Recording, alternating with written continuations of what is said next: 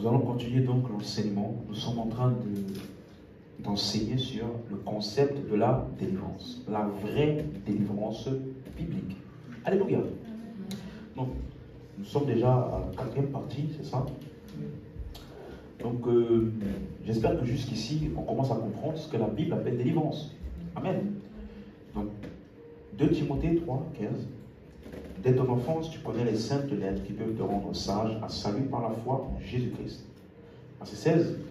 L'écriture est inspirée de Dieu et utile pour enseigner, pour convaincre, pour corriger, pour instruire dans la justice. Verset 17.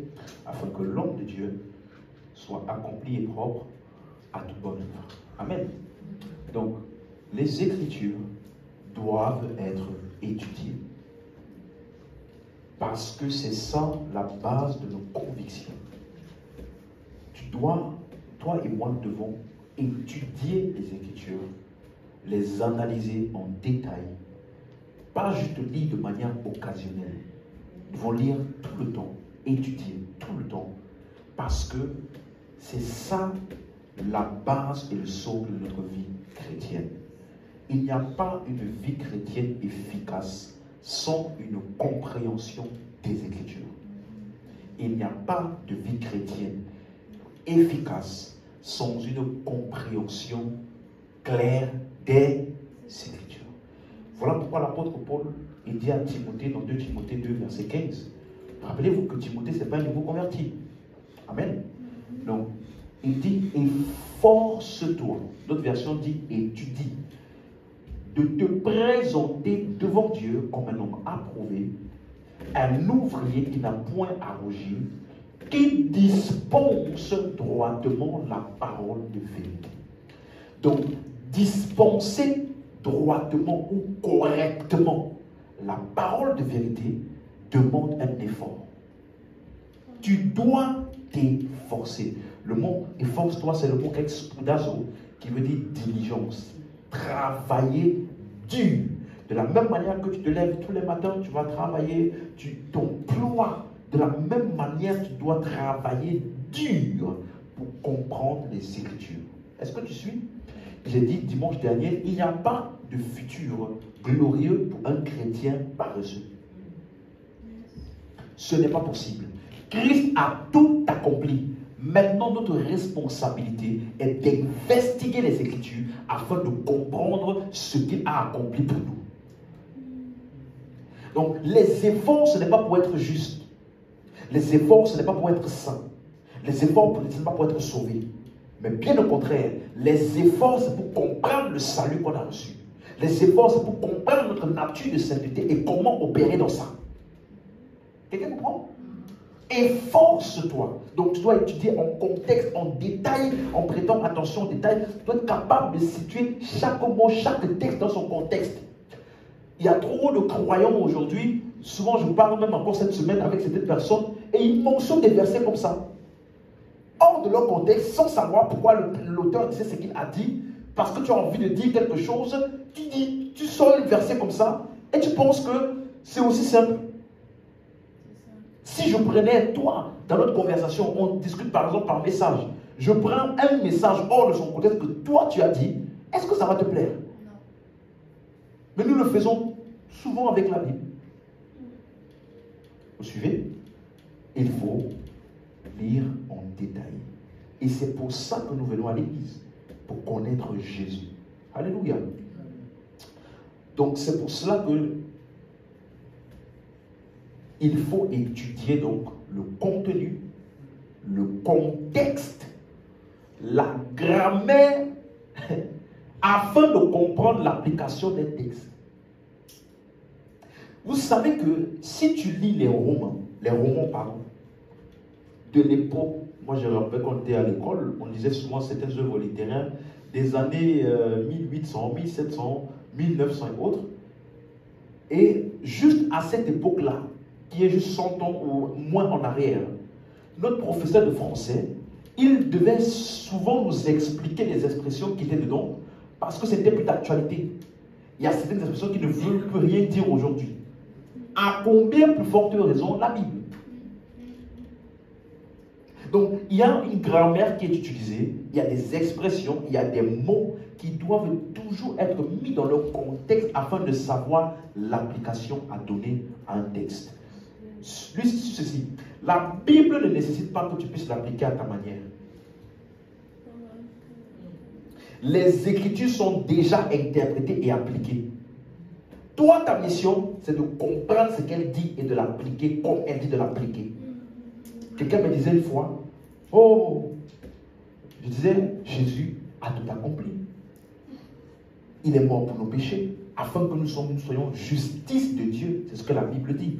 Donc quand Dieu me regarde aujourd'hui, je suis la justice de Dieu en Christ. Étant justifiés par la foi, nous avons la paix avec Dieu. Là où le péché a abondé, la grâce a surabondé. C'est ce que la Bible dit. Vous suivez? Alors quelqu'un m'a dit, il me dit une fois. Donc ça veut dire que on peut pécher comme on veut. Là, tu es en train de donner une application à un texte ou à une pensée de la Bible dont la Bible n'a pas dit. Laisse à la Bible de donner son application à ses vérités. Tu me comprends? La Bible dit c'est pour la liberté que Christ vous a affranchi. Cependant, ne faites pas de cette liberté une occasion de marcher dans la chair, mais plutôt pour servir les frères. Donc la Bible nous dit qu'on est libre pour servir, pas pour faire ce qu'on veut. Donc toi qui dis donc, ça veut dire que tu n'as pas laissé à la Bible le soin de nous donner son application. Tu as imposé ton application à la vérité biblique. Quelqu'un suit? Donc, ça veut dire que tu dois juste comprendre ce qu'elle dit et l'appliquer. Pas essayer de faire adhérer ta propre pensée à la Bible. Suivez? Lorsque tu étudies, ça c'est une des plus grandes difficultés, laisser à la Bible le soin de te dire ce qu'elle dit sans y imposer ta pensée, ton raisonnement. Vous suivez? Alléluia. C'est quand tu essaies de donner ta pensée. J'avais dit ici une fois, il y avait un livre là. Le livre là était sur la délivrance. Et le premier verset de la Bible, la première phrase du livre, c'était Colossiens 1,13 qui dit « Il nous a délivrés de la puissance des ténèbres. » Et la phrase d'après, voilà pourquoi donc vous avez besoin de délivrance en tant que croyant. Tu vois? Ça c'est quand tu as déjà un système de pensée et tu n'arrives même pas à voir que ce que tu viens de dire là contredit ce que tu penses. Tu n'arrives même pas à voir. Je parlais avec un ami récemment, de longue date. Il avait partagé un verset. J'ai essayé de lui dire. Il dit, Galates 5, verset 25. Car tous ceux qui sont à Jésus-Christ ont crucifié la chair. Il n'a pas dit crucifieront, hein. Ils ont crucifié la chair avec ses désirs et ses convoitises. Il met en bas, voilà donc pourquoi, en tant que croyants, voici notre vrai combat, nous devons crucifier la chair. Je dis, frère,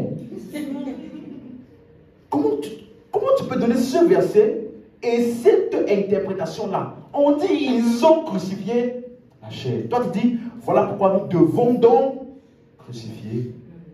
Tu vois, ça c'est parce que tu as reçu des enseignements, quelque part, et donc tu as déjà accepté ces enseignements-là. Maintenant, quand tu lis la Bible, là, tu n'arrives plus à voir ce que la Bible dit. Tu ne peux que voir tes enseignements dans la Bible. Vous suivez? Et c'est ça la grande difficulté. Donc, on a commencé donc à parler des prophéties de l'Ancien Testament. Nous avons vu que ce sont des types et des ombres qui sont accomplis en Jésus-Christ. Luc 24, verset 25. Alors Jésus leur dit, ô hommes sans intelligence de leur cœur et non à croire tout ce qu'ont dit les prophètes. Donc, qu'est-ce que les prophètes ont dit? Verset 26. Ne fallait-il pas que le Christ souffrit ces choses et qu'il entrât dans sa gloire? Donc, voici le résumé du message des prophètes. Tu lis les prophètes et de ce que tu as lu, tu n'as pas compris ça, tu n'as pas bien lu. Même si tu as fait des années de théologie. Jésus, pour la première fois dans toute toute la Bible, a fait une étude biblique avec ses disciples. Et il a donné la correcte manière d'interpréter les écrits des prophètes. Il dit que voici ce que les prophètes essayaient de dire.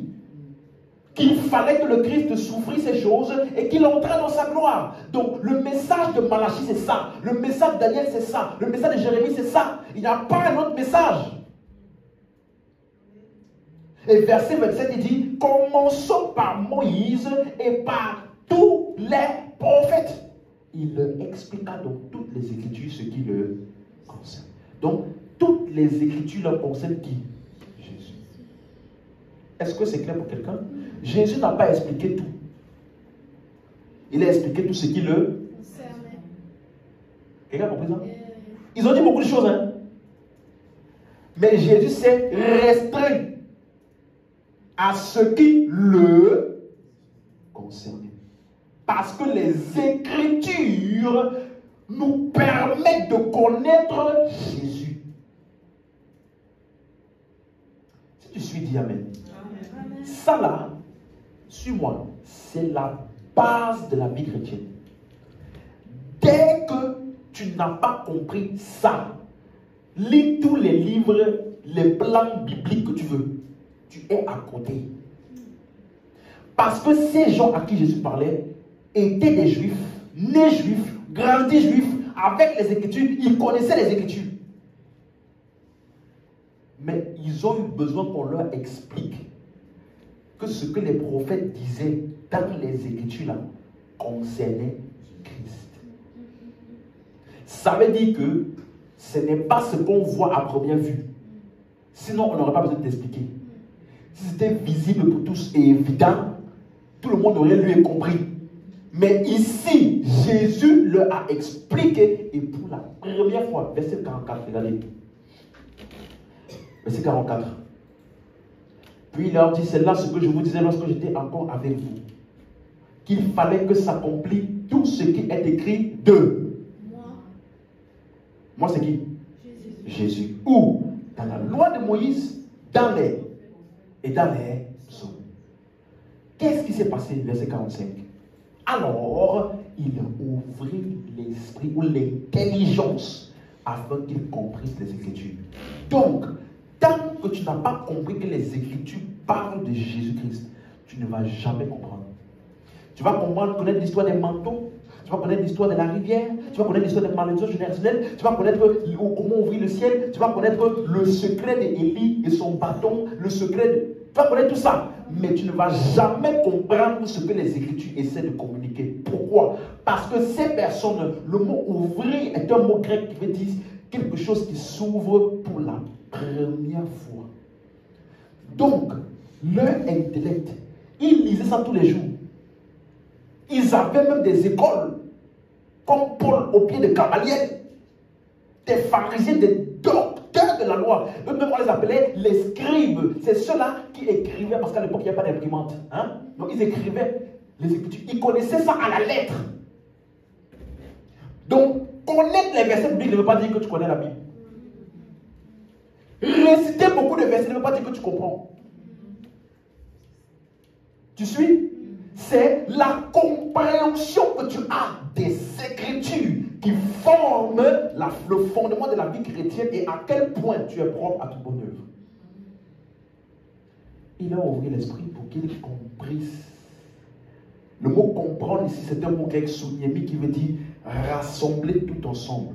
Donc, pour la première fois, Genèse jusqu'à Malachie, Exode et Deutéronome, Nombre, Lévitique, 1 roi, 2 rois, Jérémie, Ézéchiel, Abdias, Jonas, Sophonie. Pour la première fois, tout ça avait sens pour eux. Pour la première fois.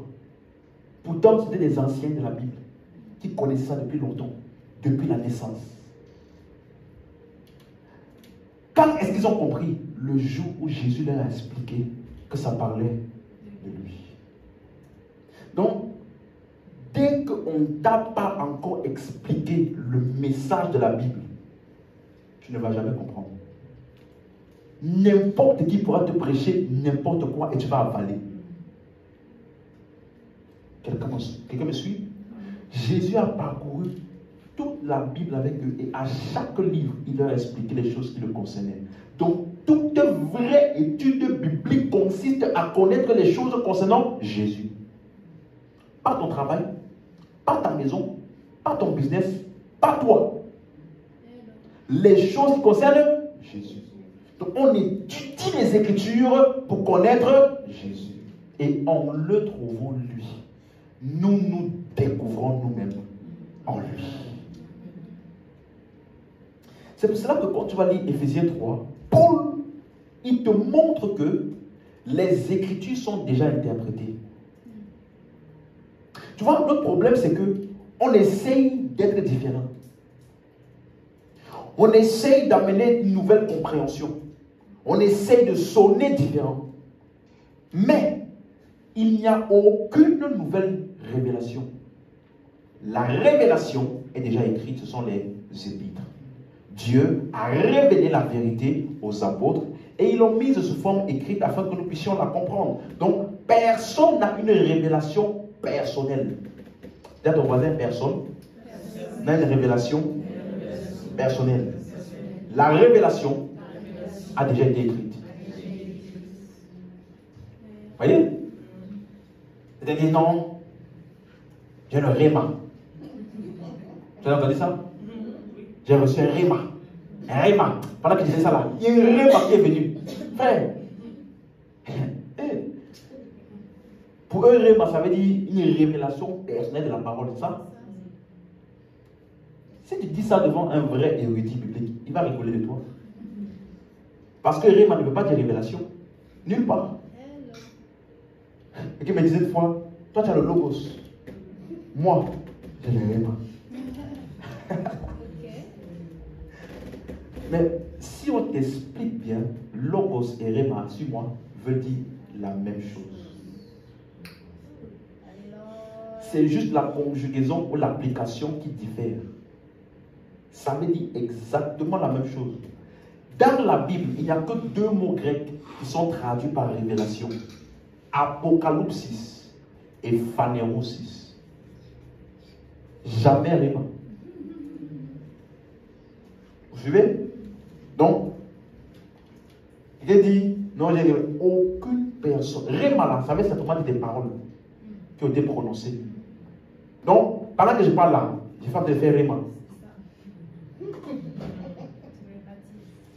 Puisque je prononce des... Quelqu'un comprend ça? Maintenant, j'ai les réma. Personne n'a aucune révélation personnelle ou réma personnelle. Le Saint-Esprit a déjà tout révélé. C'est pour cela que c'est écrit. Et donc nous avons juste à étudier afin de comprendre et comprendre l'application. Regardez ce que Paul dit dans Éphésiens 3. Suis bien. J'aimerais qu'on lise ça. Bon, commençons dans la version 8 secondes. Regardez. C'est par quoi? Ça là, c'est pas réma. Hein? Dans le grec, c'est pas réma. Ok? Ok. C'est apocalypsis. Ça veut dire dévoilement total de ce qui était caché. Il dit, c'est par révélation que j'ai eu connaissance du mystère sur lequel je viens d'écrire en peu de mots. Donc, la révélation te permet de connaître ce qui était sous forme de mystère. La révélation, c'est le contraire de mystère. Mystère, ça veut dire un secret ouvert. Donc, c'était à la vue de tous, mais personne n'arrivait à voir. Donc, révélation te permet de voir, de connaître le mystère. Et il dit, sur lequel je viens d'écrire. Donc, la révélation là est déjà écrite. Donc, personne n'a une nouvelle révélation. Vous savez, pour Paul, je pense qu'il n'avait pas la révélation de la prospérité. Il ne fonctionnait pas dans la révélation du donner et recevoir. C'est pour ça qu'on voit des fois il était pauvre. Un homme de Dieu avait dit ça. Comprenez? Révélation, c'est déjà écrit. Donne-moi la version d'Arby du verset 4. Lisez, hein? Lisez bien. D'après quoi? En le quoi? En priant. En faisant quoi? Vous pouvez vous. Donc pour comprendre la révélation, on fait quoi? Hein? On va à la montagne. C'est-à-dire révèle-moi. Révèle-moi le verset de Malachie 2 là. Donne-moi le secret de la dîme pour avoir le ciel ouvert. Frère, c'est que tu vas recevoir là-bas là. En le lisant, vous pouvez comprendre. Donc la révélation a été écrite déjà. Et donc c'est en lisant que nous comprenons. Notre responsabilité, c'est ça. Lire pour comprendre. Et non pas chercher de nouvelles révélations. Colossiens 1, verset 25. Si tu suis dit Amen. C'est d'elle que j'ai été fait ministre. Regardez comment Paul parle. J'aimerais aider quelqu'un. Dis ceci. C'est d'elle que j'ai été fait ministre. Quand on dit ministre, c'est quoi ministre, n'est-ce pas? Quelqu'un qui sait, qui annonce l'évangile. Regardez quelle est la caractéristique d'un ministre. Regardez, disez bien, selon la charge que Dieu m'a donnée auprès de vous, afin que j'annonçasse quoi? Pleinement quoi? Qu'est-ce qu'on appelle annoncer la parole de Dieu? Laissons le verset nous expliquer.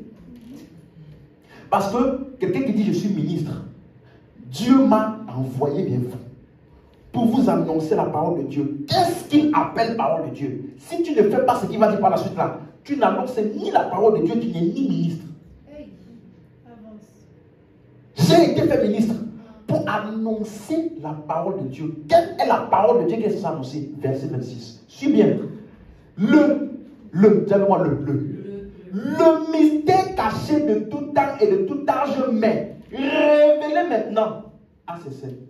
Si ce que tu enseignes là n'est pas le mystère qui était caché et qui a été révélé, même si tu prêches bien, tu n'enseignes rien. De quel mystère s'agit-il? Verset 27. À qui Dieu a voulu faire connaître quelle est la glorieuse richesse de ce mystère parmi les païens, savoir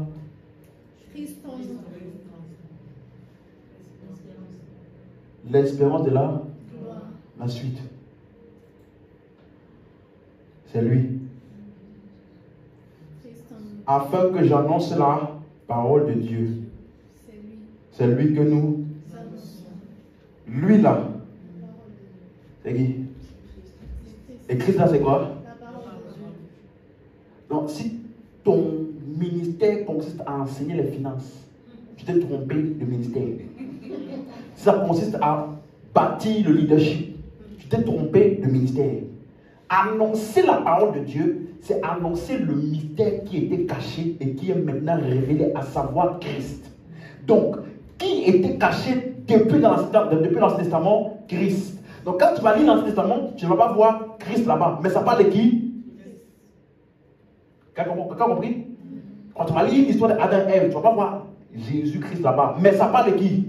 Donc la mission du ministre de l'évangile est donc de prendre ce qui était sous forme de mystère là. Puisque nous avons reçu la révélation, nous pouvons voir Jésus et enseigner Jésus à partir de ses écrits. Si tu enseignes autre chose, tu n'es pas ministre. Ou tu es ministre de toi-même, mais pas de Christ.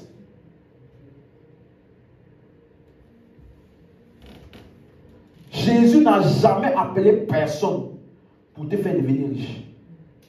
Il n'a jamais appelé personne pour te bâtir, pour que tu réussisses dans la politique. Il n'a jamais appelé personne pour que tu réussisses dans la vie. Il a appelé ceux qu'il a appelés pour te révéler Christ à travers les Écritures.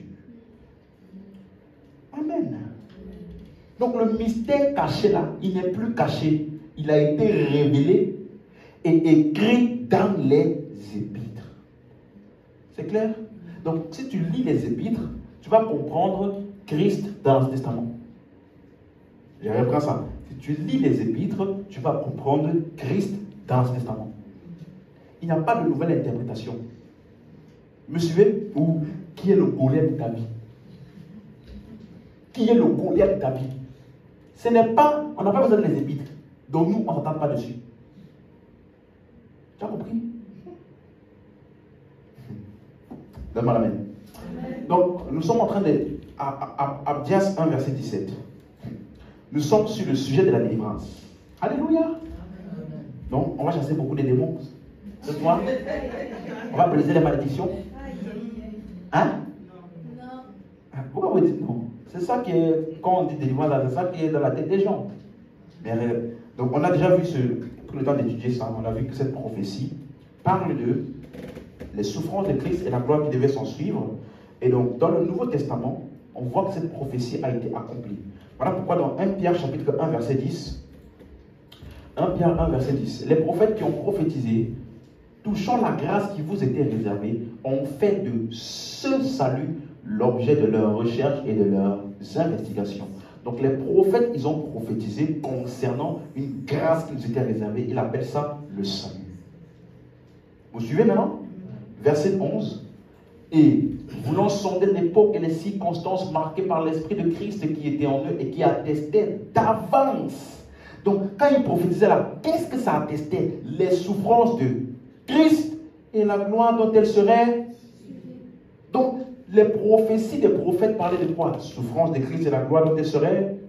Est-ce que Abdias était un des prophètes? Oui. Donc, quand on parle d'Abdias, on a vu que sa prophétie à lui de Abdias 1,17 là, ça parle de la gloire qui devait s'en suivre parce qu'il parle de la délivrance, la sainteté et les possessions.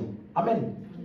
Jusqu'ici, c'est clair, on a déjà fait cette étude ensemble. D'accord? Donc, toutes les prophéties donc, de l'Ancien Testament contiennent des promesses. Et donc, 2 Corinthiens 1, verset 20, il dit: car pour ce qui concerne toutes les promesses de Dieu, c'est en lui qu'est le oui, et c'est pourquoi encore l'amen par lui est prononcé par nous à la gloire de Dieu. Donc, toutes les prophètes, les prophéties et les promesses de l'Ancien Testament sont accomplies en Christ et par Christ. Bien aimé.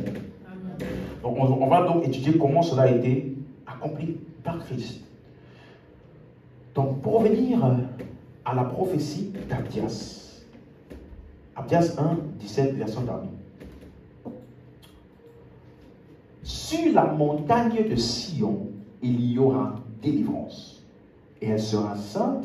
La maison de Jacob possédera ses possessions.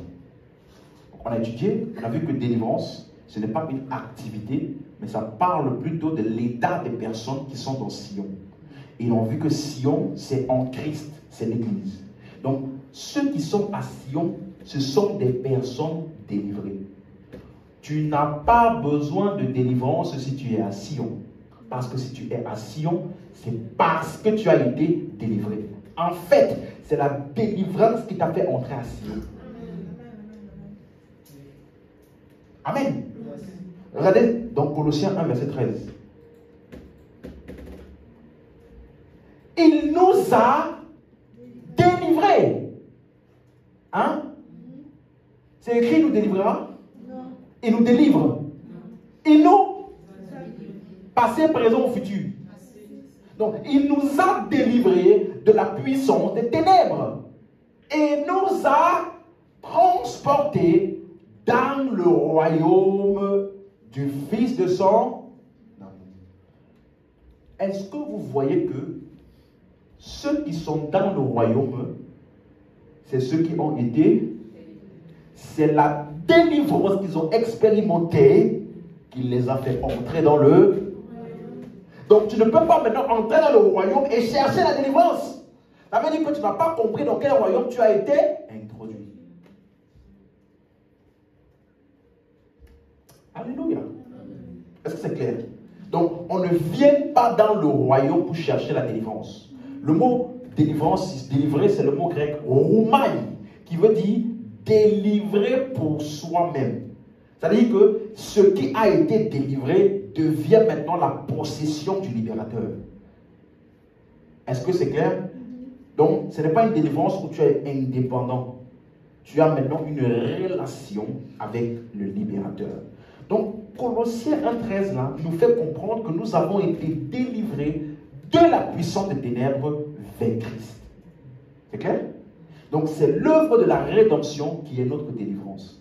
C'est le prix que Jésus a payé pour nous. C'est ça notre délivrance. Si tu suis, dis amen. Donc, Roumaï, là, tu veux dire délivrer. C'est ça qu'on dit, délivrer des ténèbres vers Christ. Ça veut dire qu'on appartient maintenant à Jésus.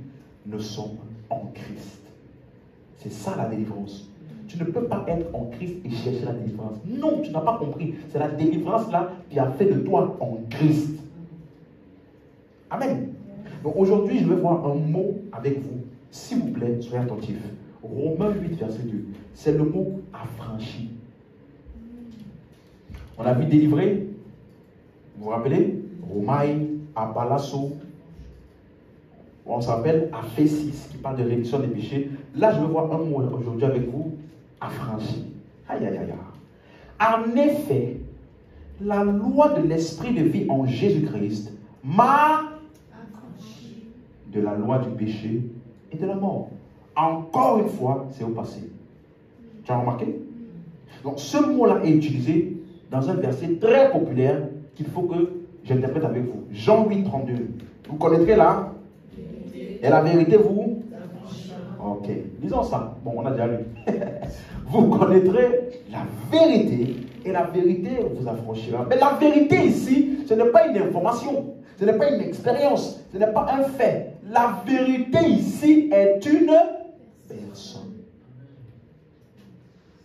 Vous suivez? Parce que ici, qu'est-ce qui vous affranchira là? Tu es d'accord? C'est la vérité qui vous affranchira, n'est-ce pas? D'après ce verset. Mais regardez le verset 36. Si donc le Fils vous... On a vu tout à l'heure, qu'est-ce qui a affranchi? Et ici, qu'est-ce qui a affranchi? Donc la vérité là, c'est qui? Tu es d'accord? Donc, en fait, la vérité qui a franchi au verset 32, c'est le Fils. Parce que Jésus lui-même a dit, je suis le chemin, la vérité et la vie. Donc, en fait, lorsque tu connais Jésus par l'évangile, tu es affranchi. Ou alors, vous serez réellement.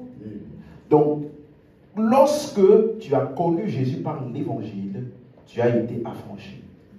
Et quand le Fils t'affranchit, suis bien, tu es réellement. Si c'est ton pasteur qui t'a affranchi, cherche encore la délivrance. Si c'est lui qui t'a affranchi, cherche encore la délivrance.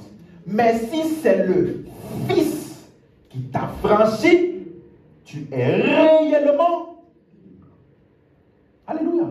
Donc, le jour où tu as cru en Jésus qui est la vérité, tu as été affranchi ou rendu. Donc, tu vois que ce verset-là, ça parle du salut. Amen. Galates 5, verset 1. Alléluia.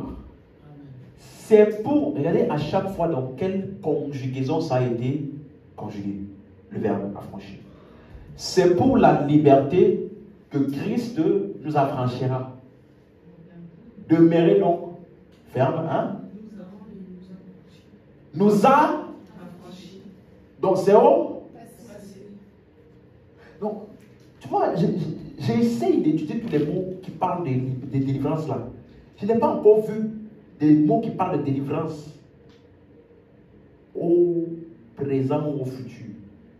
En ce qui concerne nous, délivrer des démons, du péché et autres. Je n'ai pas vu.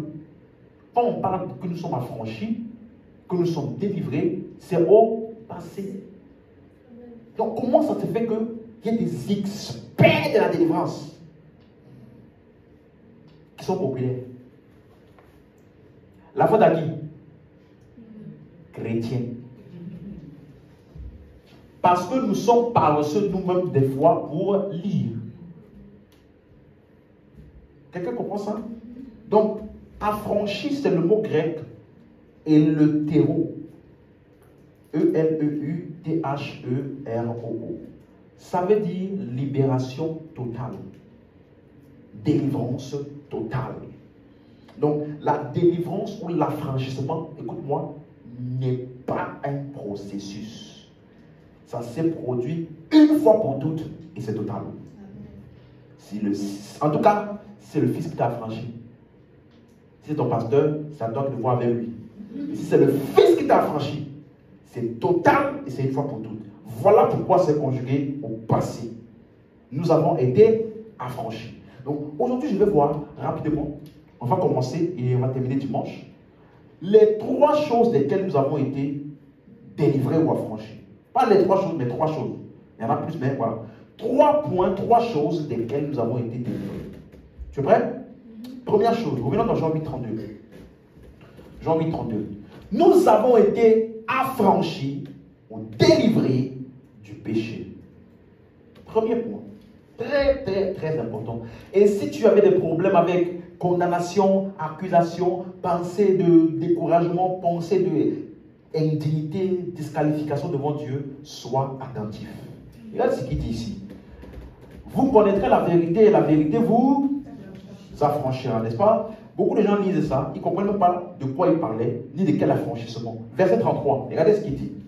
Il lui répondit, nous sommes la postérité d'Abraham et nous ne fûmes jamais esclaves de personne.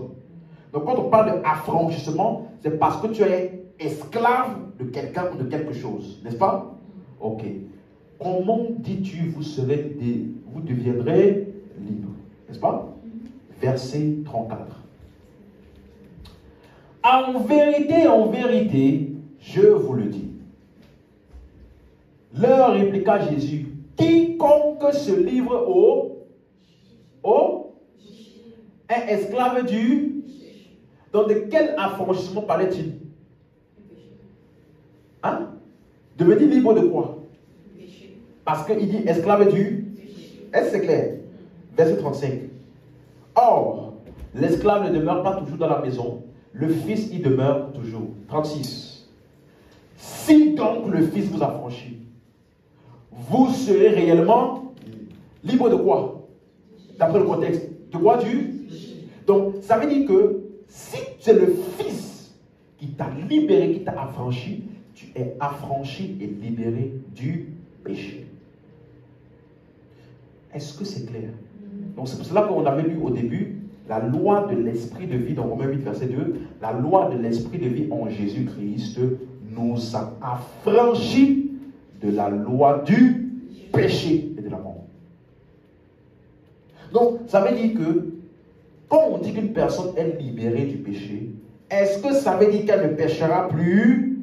Non. Mais ça veut dire plutôt que le péché n'aura plus de pouvoir sur elle.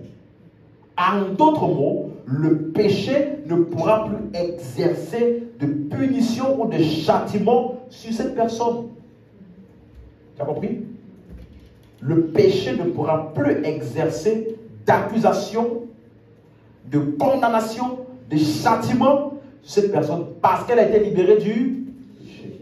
C'est ce qu'il explique dans Romains 6, verset 14. Alléluia. Car, suivez ceci, le péché n'aura point de pouvoir sur vous. Quelqu'un suit? Puisque vous êtes non sous la loi, mais sous la... Quelle est la différence entre la loi et la grâce vis-à-vis du péché? Sous la loi, le péché est condamné. Tu obéis, tu es béni. Tu n'obéis pas, tu es...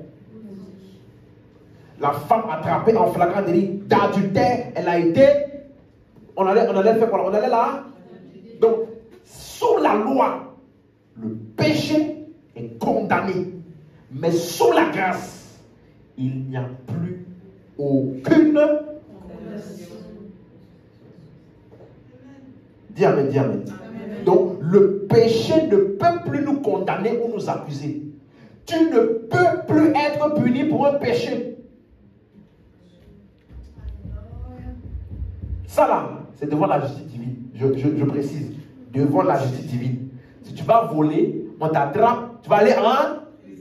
Mais devant Dieu, tu es justifié. Il n'y a aucune condamnation. Il ne faut pas dire, le pasteur dit, on peut être fini pour le péché et tu vas voler. Ça là, on va t'attraper là-bas, c'est pour toi. Mais, devant Dieu, le péché ne peut plus rien contre toi.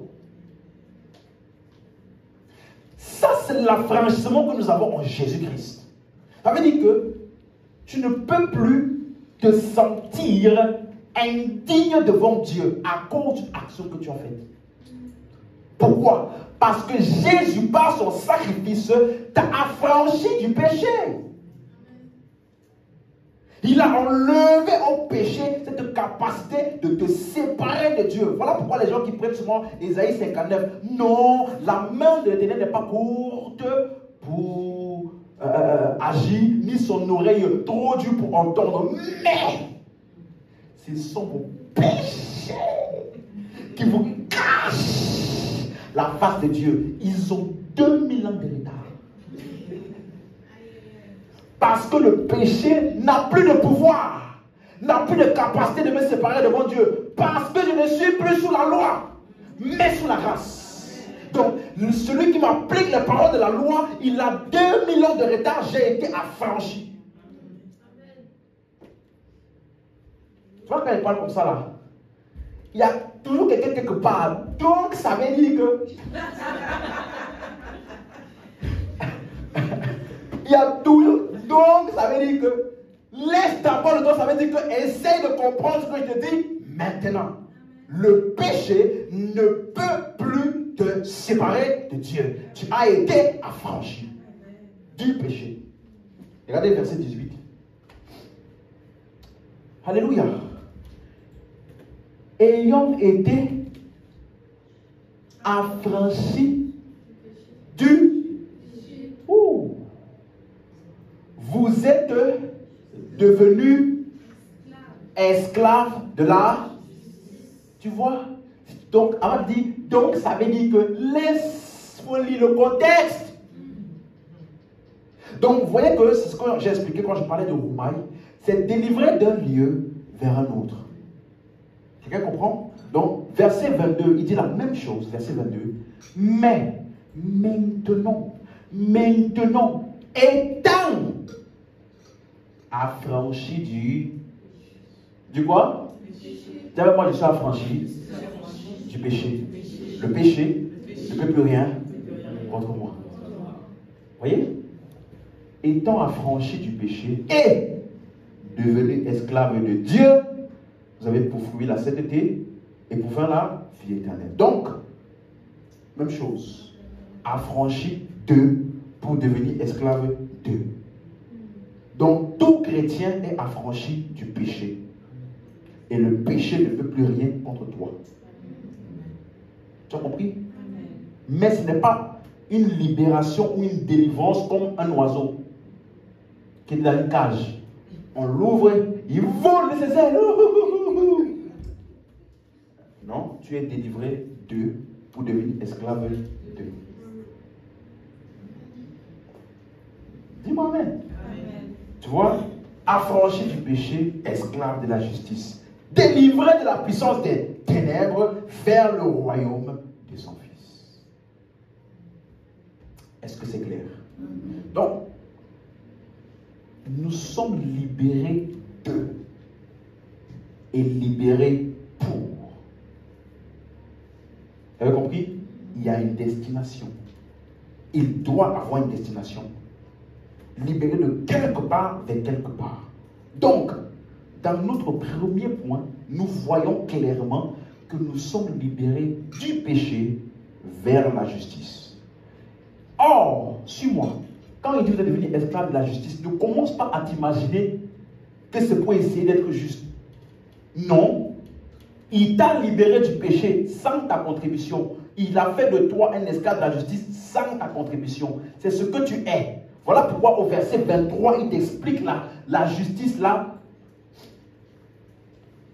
Car le salaire du péché, c'est là. Mais le don gratuit de Dieu, c'est la vie éternelle en Jésus-Christ. Tu me suis? Romains 5, verset 17. Romains 5, verset 17. Si par l'offense d'un seul, la mort a régné par lui seul, à plus forte raison, ceux qui reçoivent l'abondance de la grâce, c'est-à-dire du don de la...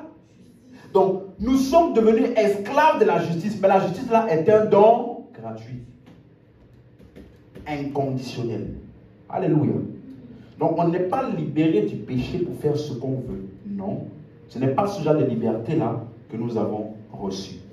Nous sommes libérés pour la justice. Mais nous sommes libérés. Dis amen.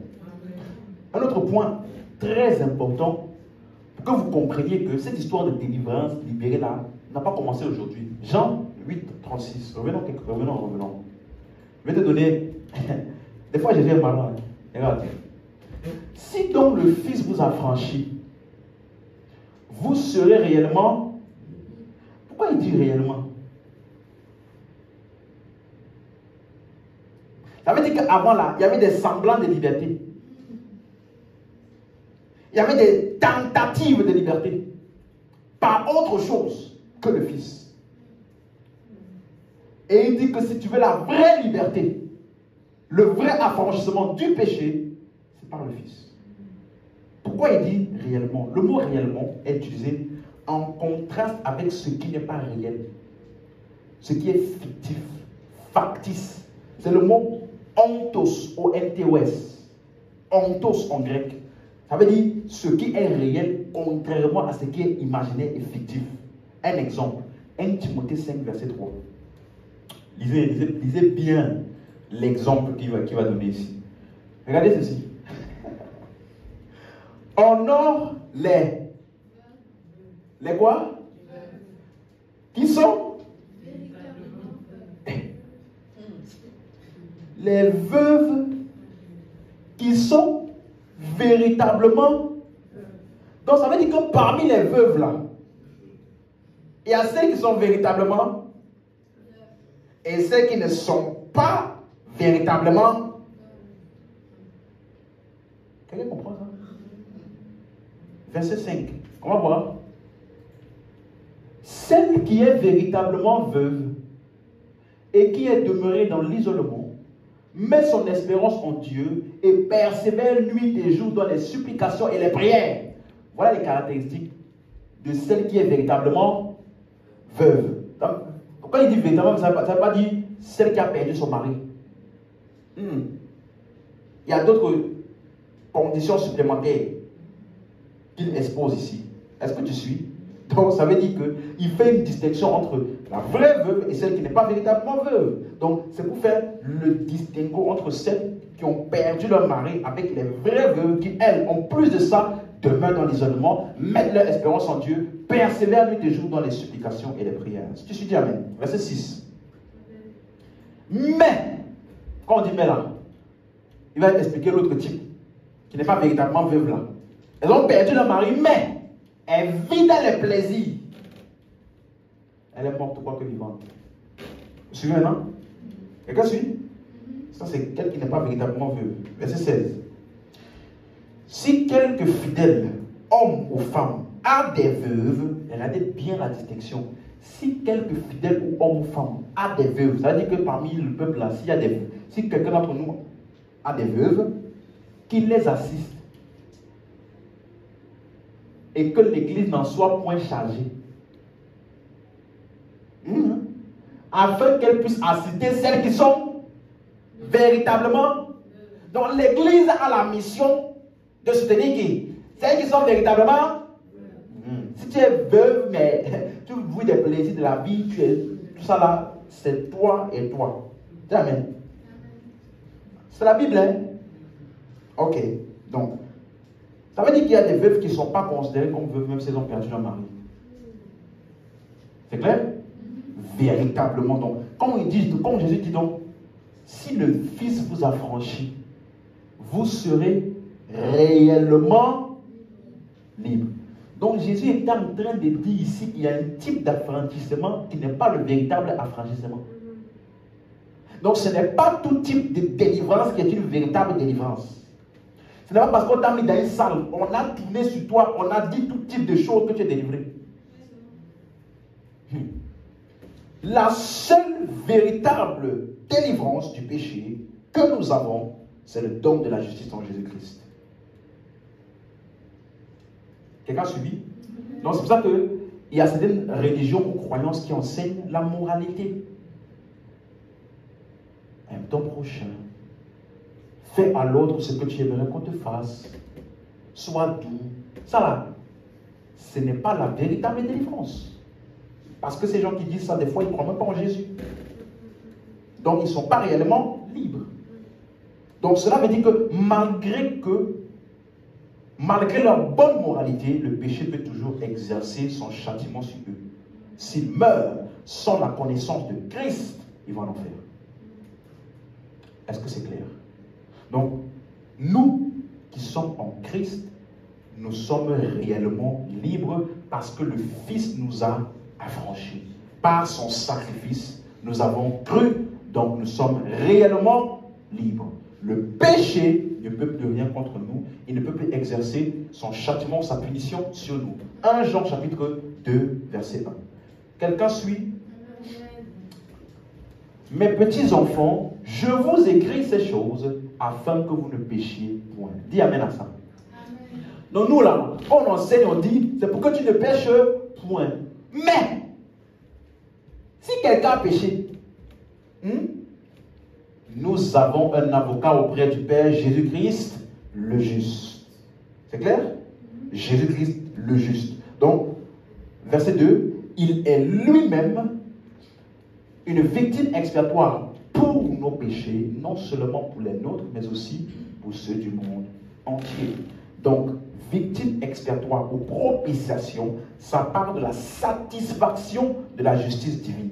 Jésus, suis-moi, a pacifié la justice divine à nos égards par son sacrifice. Donc, nous ne pouvons plus être jugés pour le péché. C'est pourquoi nous sommes réellement libres. Amen. Amen. Donc, la véritable liberté est à cause du sacrifice de Jésus. Romains 6, verset 14. Car le péché n'aura point de pouvoir sur vous. Comment est-ce que le péché exerçait donc son pouvoir? Romains 5, verset 12. C'est pourquoi, comme par un seul homme, le péché est entré dans le monde, et par le péché, la mort, et qu'ainsi la mort s'est étendue sur tous les hommes, parce que tous ont péché. Verset 14. Cependant, la mort a régné depuis Adam jusqu'à Moïse, même sur ceux qui n'avaient pas péché, par une transgression semblable à celle d'Adam, lequel est une figure de celui qui devait venir. Bon, ça, on a déjà interprété ça. Donc, la mort, et donc le péché a régné depuis Adam jusqu'à Moïse. Verset 17. Verset 17. Si par l'offense d'un seul, la mort a régné par lui seul, à plus forte raison, ceux qui reçoivent l'abondance de la grâce et du don de la justice régneront-ils dans cette vie par Jésus lui seul. Donc la seule manière par laquelle nous régnons dans cette vie par Jésus-Christ, c'est qui? C'est ceux qui reçoivent le don de la justice, c'est-à-dire ceux qui ont cru. Donc quand il dit le péché n'aura point de pouvoir sur vous, cela veut dire que vous êtes maintenant spirituellement vivant pour Dieu par Jésus. Et donc notre justice est un fait et une réalité d'aujourd'hui. Dis avec moi, je suis libéré, affranchi et délivré du péché. C'est ma réalité aujourd'hui. Est-ce que c'est clair? Deuxième point, pour terminer, Romains 8, verset 2. Nous avons été affranchis de la loi. Premier point, affranchis du péché. Deuxième point, affranchis de la loi. En effet, la loi de l'esprit de vie en Jésus-Christ m'a affranchi de la loi du péché et de la mort. Vous suivez? Qu'est-ce qu'il appelle la loi du péché et de la mort? Verset 3. Car chose impossible à la loi. Vous voyez? Donc la loi de Moïse, c'est ça qu'il appelle la loi du péché et de la mort. Vous suivez? Et il dit que la loi de l'esprit de vie en Jésus nous a affranchis de ça. Amen. Galates chapitre 4, verset 1. Là, j'aimerais votre attention. On t'a déjà donné ce verset-là. Aussi longtemps que l'héritier est enfant, je dis qu'il ne diffère en rien d'un, quoi qu'il soit le maître de... Nous, il y a une époque là où on nous a enseigné dessus en nous disant que il y a une différence entre enfant et fils. Donc, aussi longtemps que tu es encore enfant ou bébé spirituel, il y a des... tu ne diffères en rien d'un esclave. Bien que tu sois héritier de tout. Hein? Donc, ça veut dire que beaucoup ont utilisé ce verset pour dire que tu es d'abord enfant et ensuite tu es fils. Tu vois? Ça, c'est une mauvaise compréhension biblique. Parce que toi-même, je te pose la question. Est-ce que tu peux traiter ton enfant comme ça? Hein? Une question, hein? Est-ce que tu peux dire à ton enfant, pour l'instant, tu es mon enfant, tu n'es pas encore mon fils? Hein? Ça là, c'est une figure de style qui est souvent utilisée dans les Écritures. Parce que, qu'est-ce qu'il appelle enfant? Suis-moi bien. Et qu'est-ce qu'il appelle esclave? Si tu comprends ça, tu vas comprendre très bien. Parce que, verset 2. Mais il est sous des tuteurs et des administrateurs jusqu'au temps marqué par le Père. Verset 3 maintenant. Qu'est-ce qu'il appelle esclave et qu'est-ce qu'il appelle enfant? Suivez bien. Nous aussi, de la même manière, nous étions quoi? Nous étions quoi? Donc, qu'est-ce qu'il appelle enfant? Nous étions sous l'esclave. Donc, les enfants, c'est ça qu'il appelle les esclaves. L'esclavage de quoi? Des rudiments du...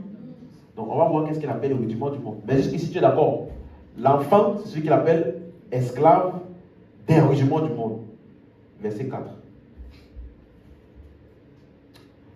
Mais lorsque les temps ont été accomplis, Dieu a envoyé son fils né d'une femme née sous la loi, verset 5, suivez bien, afin qu'il racheta ceux qui étaient sous la...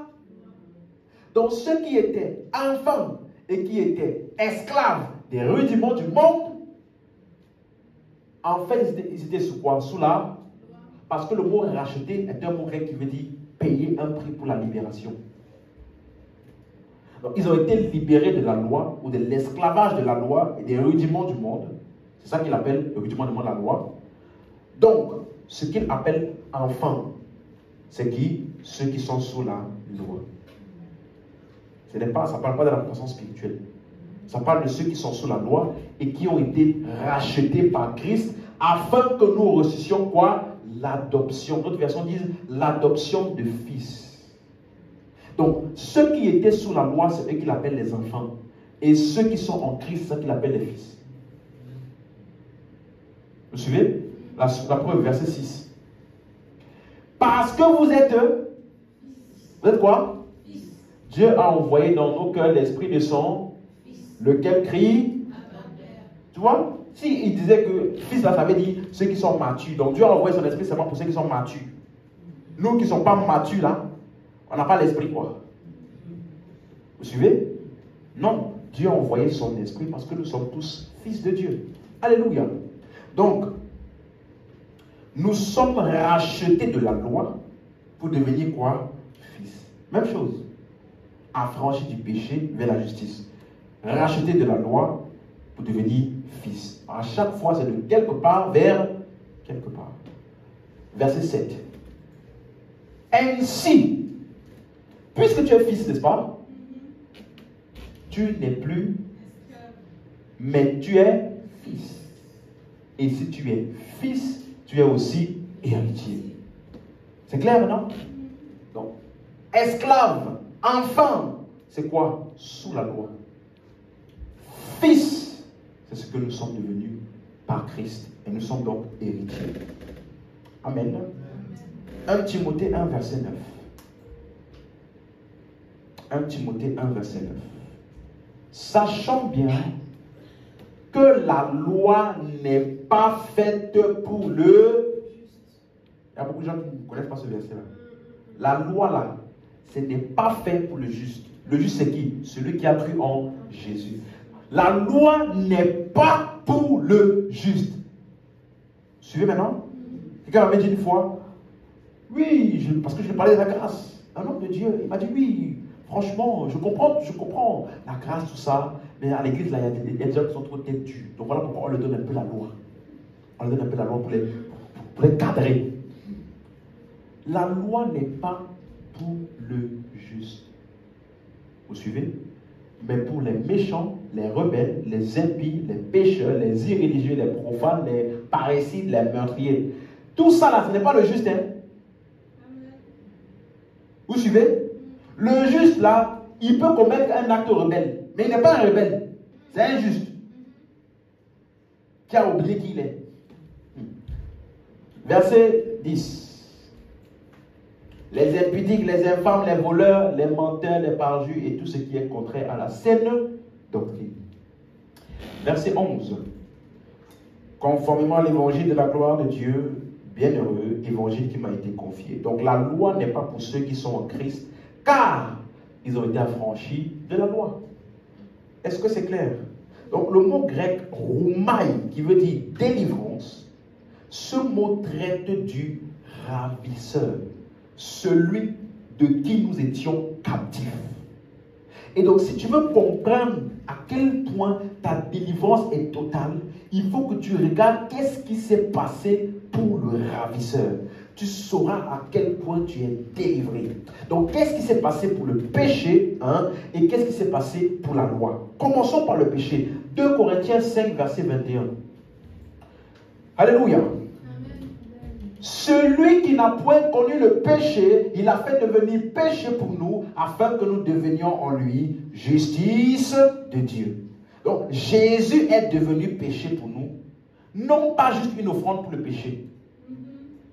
Suis-moi, j'ai donné un exemple dimanche dernier ici. J'ai dit que, imagine une prison dans laquelle il y avait un geôlier et qui avait l'habitude de recevoir tout le temps des captifs qui rentraient dans la prison et qui étaient captifs dans la prison. Il recevait les prisonniers, il recevait les prisonniers. Et un jour, il a reçu en captivité qui?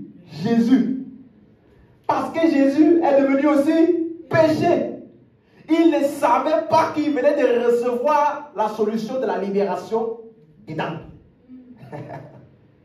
Vous suivez? Donc, le Sauveur est rentré dans la prison afin d'ouvrir les barreaux et de nous faire sortir. Amen. Par le péché en lui-même. Il est devenu péché. Tu as déjà vu le film Prison Break? Non? La série, pardon. Prison Break, vous avez déjà vu? Il y a une saison là où soit son frère ou son ami est en prison. Il s'est fait arrêter exprès pour aller là-bas en prison. Et à partir de là-bas en prison, il établit la stratégie, le plan pour libérer tous ses amis qui étaient en prison. C'est ça que Jésus a fait. Tu suis? Les hommes étaient dans le péché. Jésus est entré dans le péché. Tu me suis? Et a vaincu le péché et la mort et nous a fait sortir. Alléluia. Donc, ça c'est pour le péché. Pour la loi, Jésus, comment est-ce que nous avons été libérés de la loi? Jésus a accompli la loi. Suivez? La raison pour laquelle la loi ne peut plus exercer son châtiment sur nous, c'est parce que le châtiment de la loi a été exercé sur Jésus. Et voici un texte très populaire, Matthieu 5, verset 17. Matthieu 5, verset 17.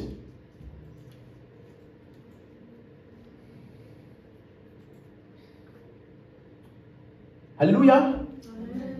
Amen. Disez avec moi.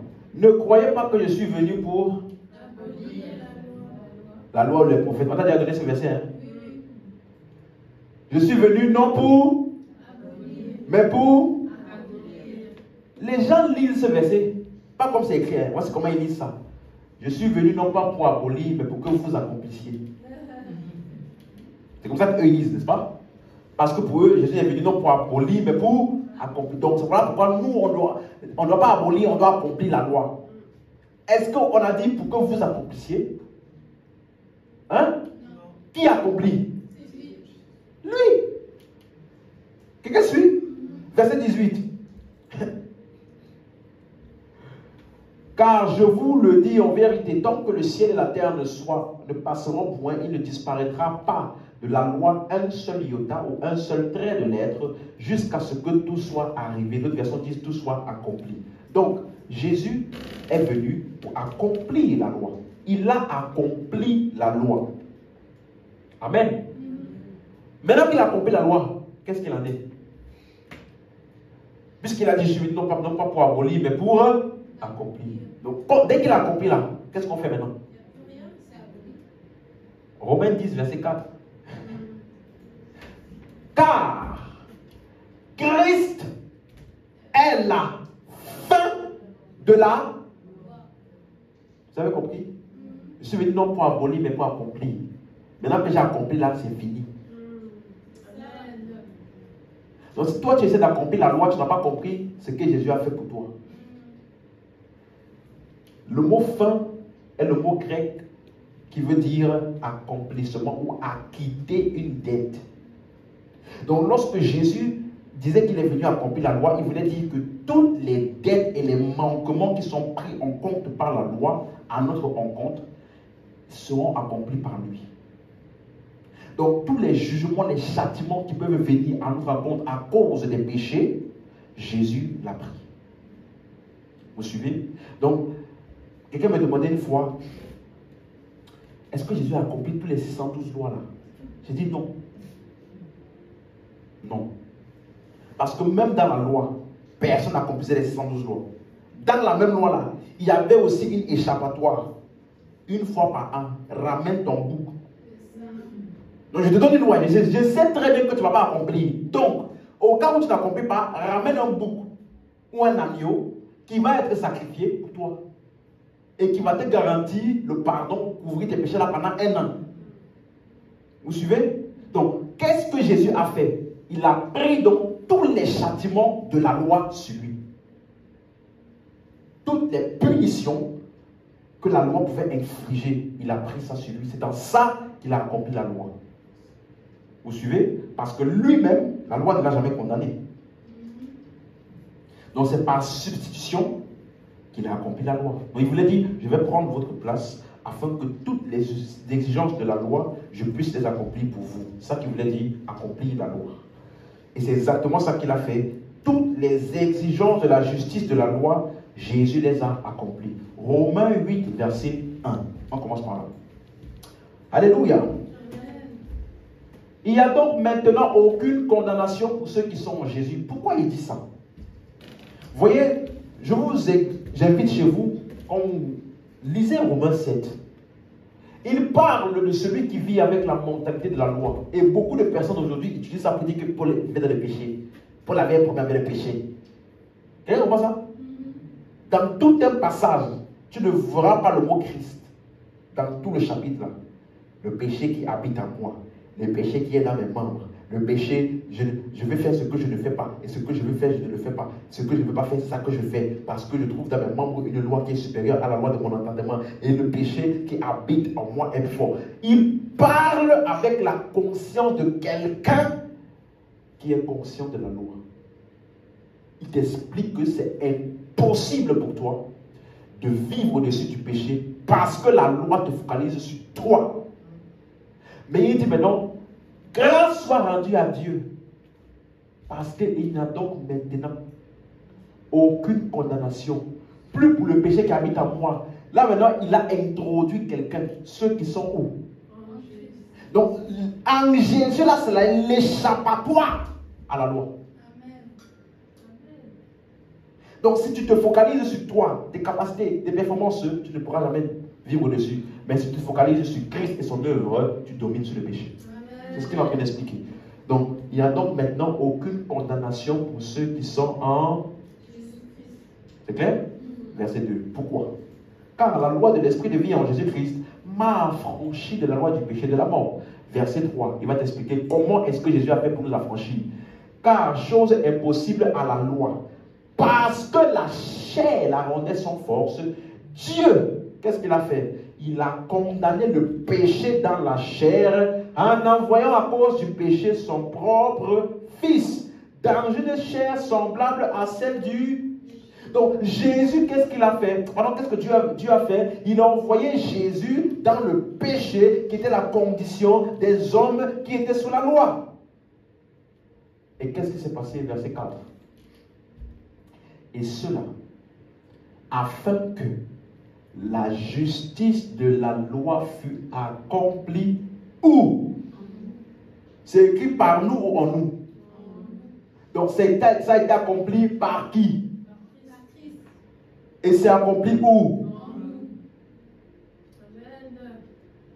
Tu as compris? Donc quand on dit la justice de la loi, toutes les exigences de la loi sont accomplies en nous. Pourquoi? Verset 9.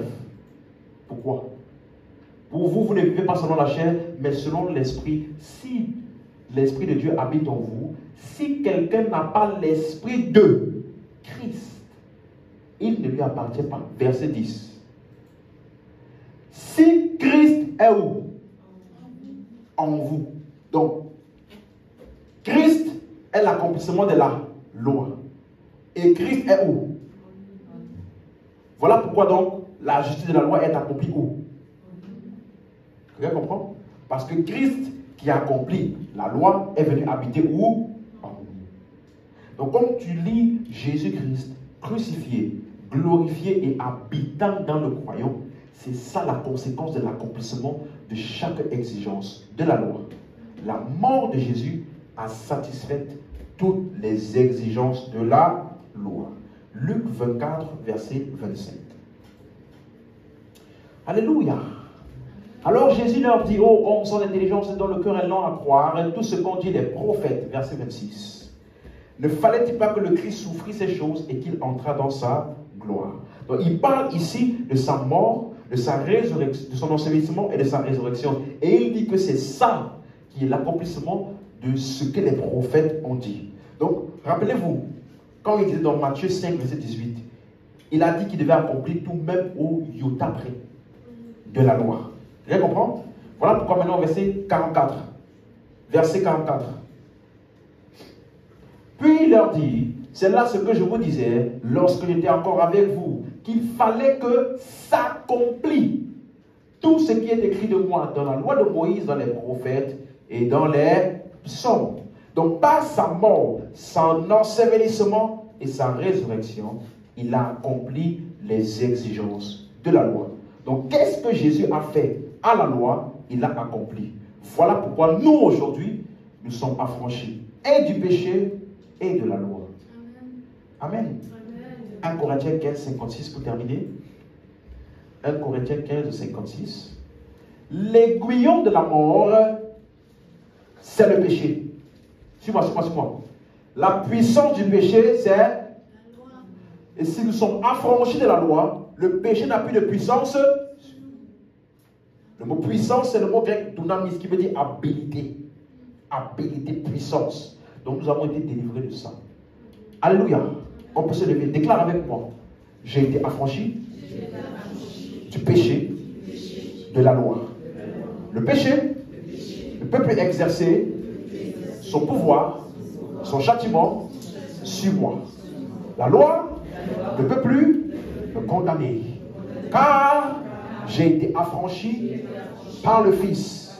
Et si le Fils m'a affranchi, je suis réellement libre du péché, de la loi. Il n'y a maintenant aucune condamnation pour moi qui suis en Christ. Alléluia. Amen. On peut élever la voix, rendons grâce à Dieu pour cette parole.